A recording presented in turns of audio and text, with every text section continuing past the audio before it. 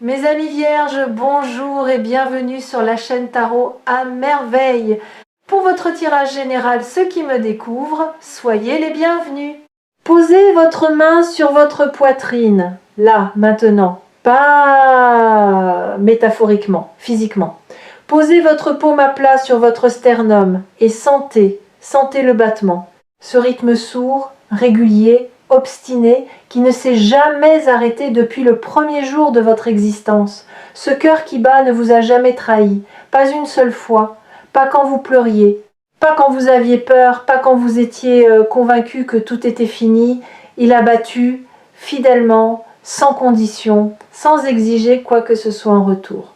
Et c'est à ce cœur-là que je m'adresse aujourd'hui, pas à votre tête, pas à vos doutes, pas à cette voix intérieure qui filtre tout ce que vous entendez à travers le tamis de la méfiance. Non. Je parle directement à ce muscle inlassable qui vous maintient en vie et qui sait mieux que vous ce qui se prépare. Ce qui se prépare n'est pas une blague. Ce n'est pas une formule pour attirer votre attention. Ce n'est pas un titre accrocheur suivi de vide. C'est une réalité.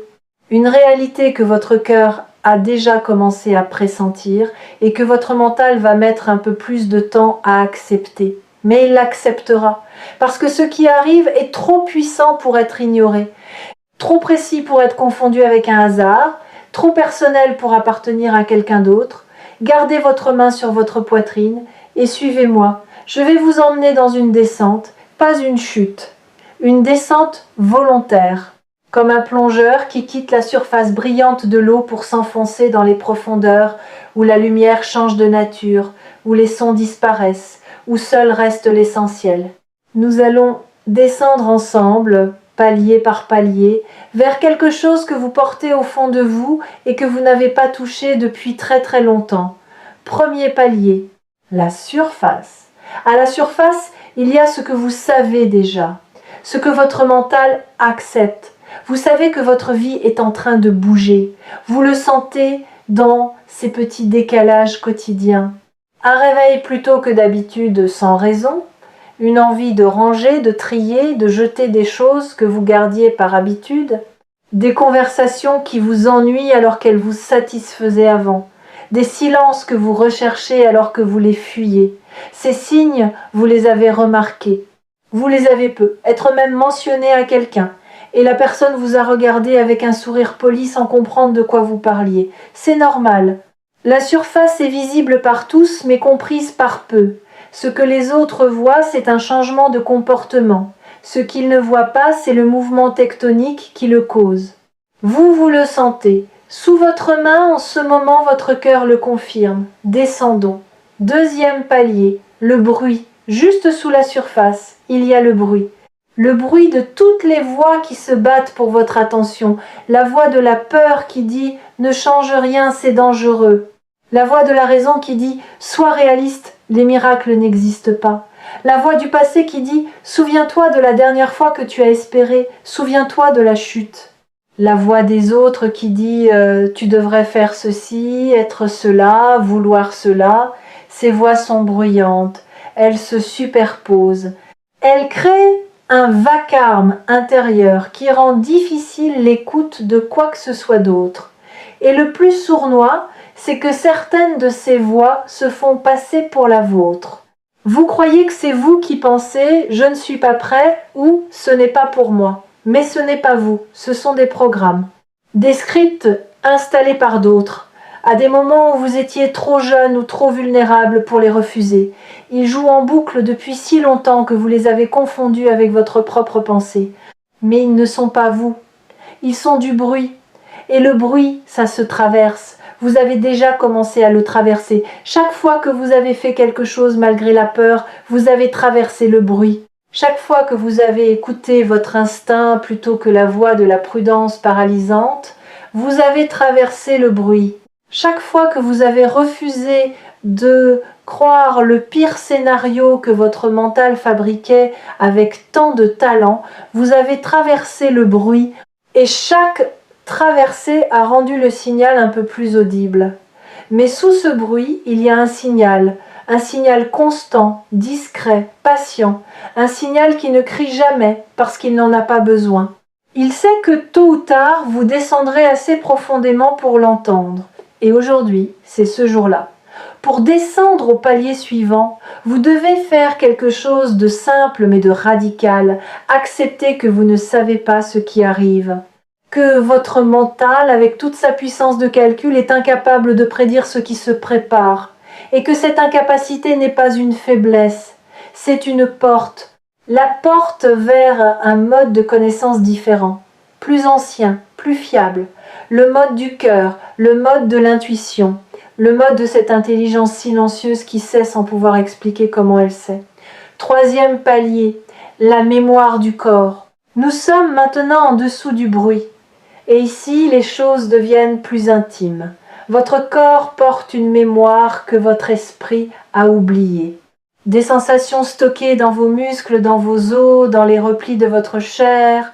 La tension dans vos épaules n'est pas seulement de la fatigue, c'est le poids accumulé des responsabilités que vous avez portées pour les autres en oubliant de poser les vôtres. Le nœud dans votre ventre n'est pas seulement du stress, c'est l'empreinte de toutes les fois où vous avez avalé vos mots au lieu de les dire, où vous avez ravalé votre vérité pour préserver la paix d'un autre. La raideur dans votre nuque n'est pas seulement posturale, c'est le résidu de toutes les fois où vous avez tenu la tête haute, quand tout en vous voulait s'effondrer. Votre corps est un livre d'histoire. Et la tempête qui se prépare va tourner les pages, pas en effaçant ce qui est écrit, en ajoutant un nouveau chapitre, un chapitre où le corps apprend autre chose que la résistance, où il apprend le relâchement, la douceur, le droit au repos, le droit de ne pas être en alerte permanente, le droit de ressentir du plaisir sans le mériter par la souffrance.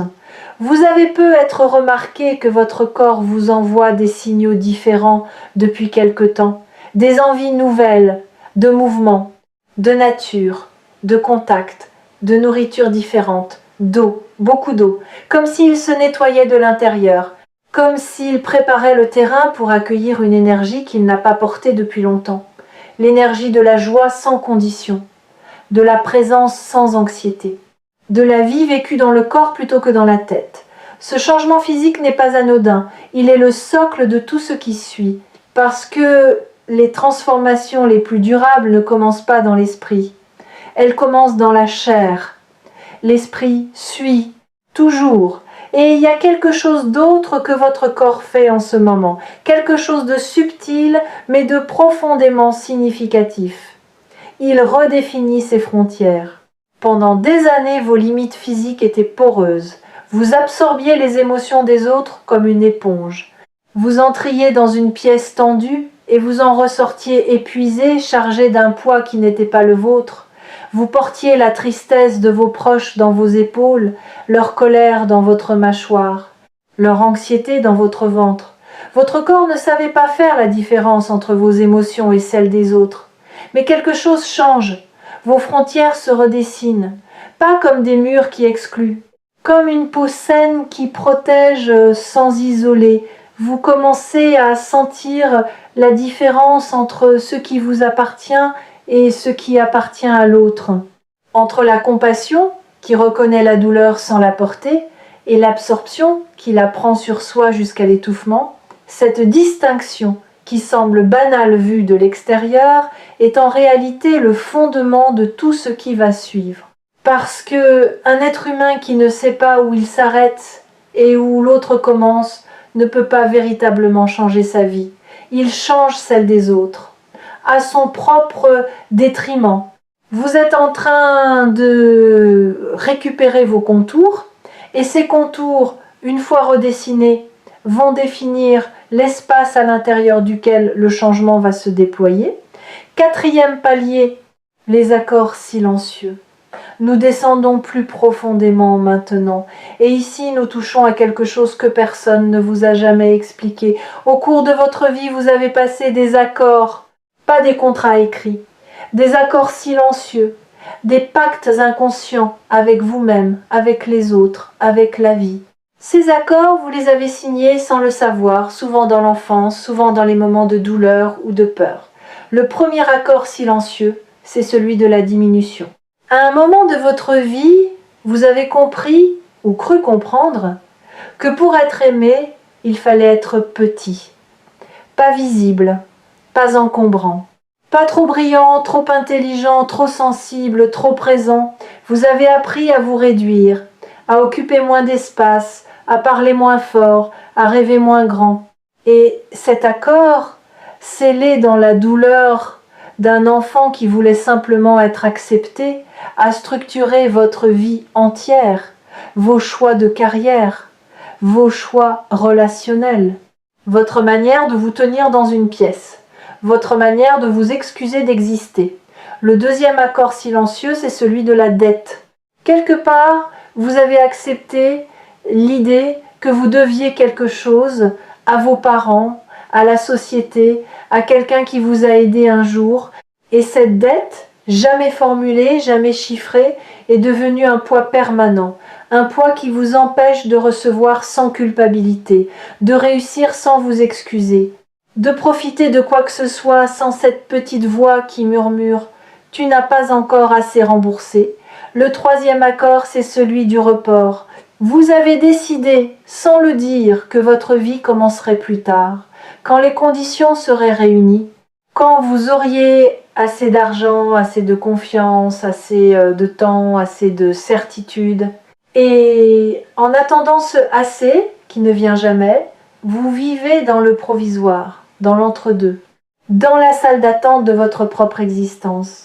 Ce qui va changer votre vie, ce qui est en train de se préparer en ce moment avec une force que vous ne mesurez pas encore, et c'est la rupture de ces trois accords. Pas une renégociation, une rupture nette, définitive, pas par la colère, par la clarté. Vous allez réaliser, avec une évidence qui ne laisse aucune place au doute, que ces accords n'ont jamais été les vôtres, qu'ils ont été signés par un enfant effrayé, pas par l'adulte que vous êtes devenu, et qu'un contrat signé sous la contrainte de la peur n'a aucune valeur. Ce qui est en route vers vous, et cette vidéo trouvée ici sur Tarot à merveille n'est qu'un des nombreux signes de sa venue, c'est la permission, pas une permission accordée par quelqu'un d'autre. La permission que vous vous donnez enfin à vous-même, la permission d'être grand, la permission d'être libre de toute dette imaginaire. La permission de vivre maintenant, pas plus tard, pas quand tout sera parfait, maintenant, avec tout ce que maintenant contient d'imparfait et de magnifique. Cinquième palier, le courant. Nous sommes profondément maintenant. Et ici, il n'y a plus de mots. Il y a un courant, sentez-le. Sous votre main, votre cœur bat un peu différemment. Peut être un peu plus vite, peut être un peu plus fort. Ce n'est pas de l'anxiété, c'est de la reconnaissance. Votre cœur reconnaît ce que votre mental est encore en train de traiter. Il reconnaît la vérité de ce qui est dit. Et il y répond comme un instrument qui résonne quand la bonne note est jouée à proximité. Ce courant, c'est le mouvement de votre vie qui se réaligne.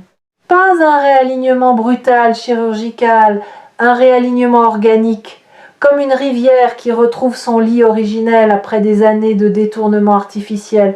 Vous avez été détourné par les circonstances, par les choix des autres, par vos propres choix faits depuis la peur plutôt que depuis la vérité. Et maintenant l'eau revient, elle revient vers le chemin qui a toujours été le sien, votre chemin. Ce chemin ne ressemble à celui de personne d'autre, c'est le vôtre. Taillé dans la roche de votre propre expérience, creusé par vos propres larmes, élargi par vos propres joies. Il n'a pas de modèle, pas de précédent, pas de carte tracée par quelqu'un qui serait passé avant vous. Vous êtes le premier à marcher ce chemin. Et cette solitude-là n'est pas de l'isolement, c'est de la singularité. C'est le privilège rare et vertigineux d'être le créateur de sa propre route. Il y a quelque chose que vous devez savoir sur cette route. Elle ne sera pas droite, elle ne sera pas logique. Elle ne suivra pas le plan que votre mental voudrait lui imposer. Elle serpente, elle surprend. Elle prend des virages que vous n'auriez jamais choisis si on vous avait consulté. Mais chaque virage, chaque détour apparent est d'une précision chirurgicale. La vie ne se trompe pas de chemin. C'est votre mental qui confond le chemin le plus court avec le chemin le plus juste.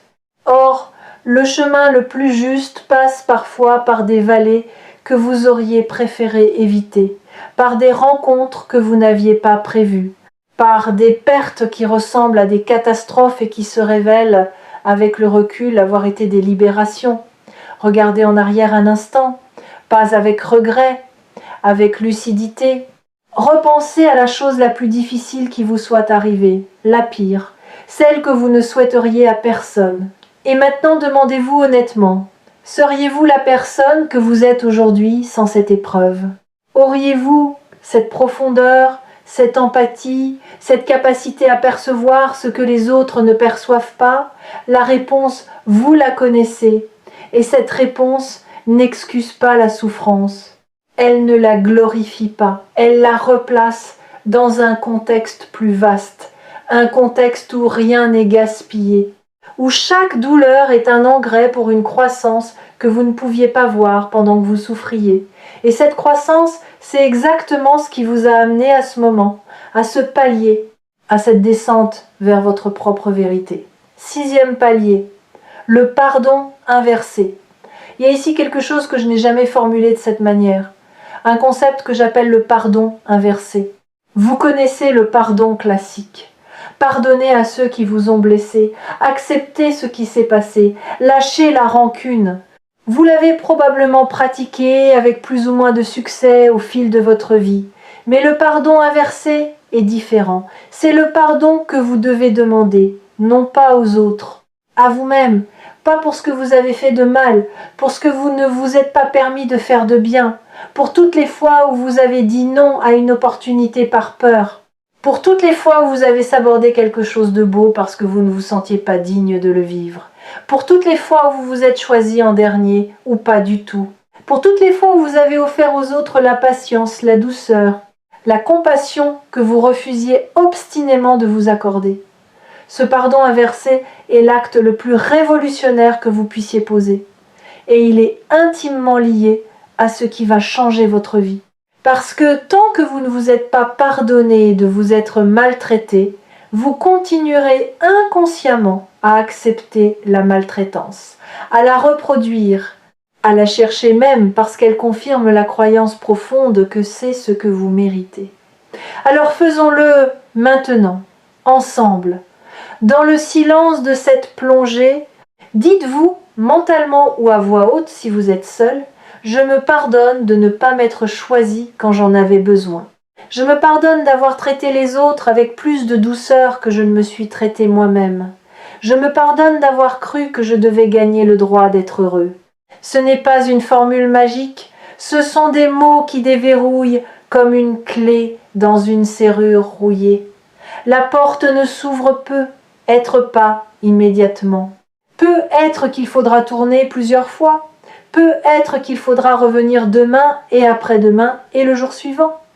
Mais la serrure a reçu la clé. Et une serrure qui a reçu sa clé finit toujours par céder. Quand cette porte s'ouvrira, ce qui se trouve derrière vous submergera d'une tendresse que vous n'êtes pas habitué à recevoir. Une tendresse venant de vous-même, dirigée vers vous-même. Et c'est cette tendresse intérieure, cette bienveillance enfin tournée vers l'intérieur au lieu d'être exclusivement tournée vers les autres, qui est le carburant du changement qui vient. Sans elle, le changement reste en surface. Avec elle, il pénètre jusque dans les fondations. Le changement qui arrive va briser cette boucle, pas par magie, par saturation. Vous avez atteint le point où la douleur de rester identique dépasse la peur de changer. Et ce point de basculement est le plus puissant qui existe dans l'expérience humaine. Parce qu'il est irréversible. Une fois que vous l'avez franchi, vous ne pouvez pas revenir en arrière. Vous ne pouvez pas savoir ce que vous savez maintenant. Vous ne pouvez pas sentir ce que vous ressentez. La porte s'est ouverte dans un seul sens. Et devant vous, il n'y a pas le vide, il y a l'espace.